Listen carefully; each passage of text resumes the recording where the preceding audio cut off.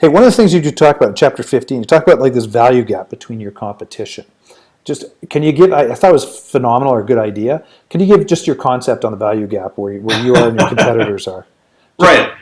Well, I talk about that in several different contexts, but in the book I lay out a way to graphically look at your sales process that says, here's sort of a typical sales process where people tend to think about it as, we start slowly, we build momentum, and eventually we, reach a crescendo or in a peak right when we close the order.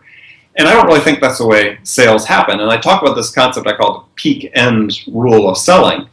And what the peak end rule is based on research that was done by a Nobel Prize winning economist named Daniel Kahneman, who said that when people go through an experience and they look back on the experience to make a decision, they basically remember two factors. They remember the peak event in that experience and remember the last contact. So if you put that in the context of selling and say when your customer goes through their buying process, which is also includes your sales process, and they look back to make a decision, they have two primary factors they're thinking about. One is what was the peak event in that sales process versus, and what was the last contact.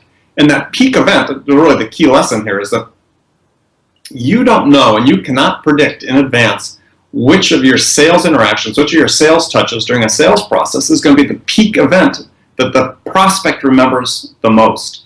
And I illustrate that by telling a story about a colleague who was or is VP of Sales or VP of Marketing for a company that's growing very quickly, and they're being inundated with unsolicited resumes, and he was delegated by the CEO to investigate how they could find a software as a service solution to be able to handle that. And so he came into the office, spent 3 or 4 hours on a Saturday morning researching all the alternatives, narrowed it down to 3 companies, went to their websites, and filled in the contact form with his real name, and his real title, and his company name, and said, look, I've researched this, and I think your product does exactly what we need. Have a salesperson contact me first thing Monday morning.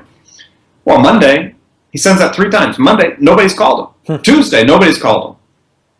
It got to Friday before the first company bothered to call him back, and by that time they had made the decision as they didn't want to work with any of those companies because if they couldn't be bothered to respond to a positive inquiry about a lead, how are they going to handle a support call after the order?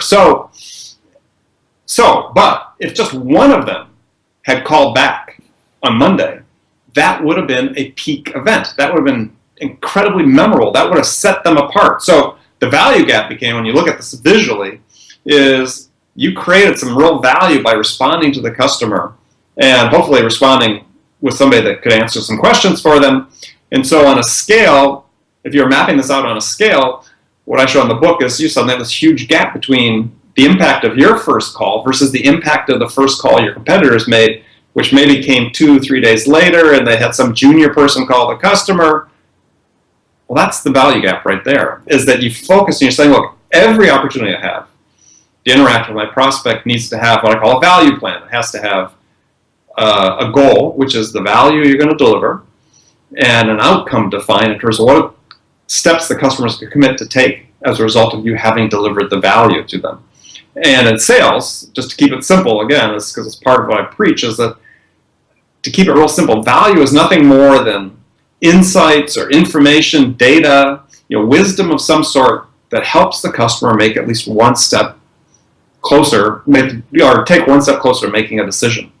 And so you don't have to get overcomplicated about it, but what can I tell the customer, what can I convey to the customer that's going to help them move closer to making a decision? If I can do that every time I interact with them, they're going to decide to do business with me a lot more quickly than they are with the competitors. Yeah, absolutely.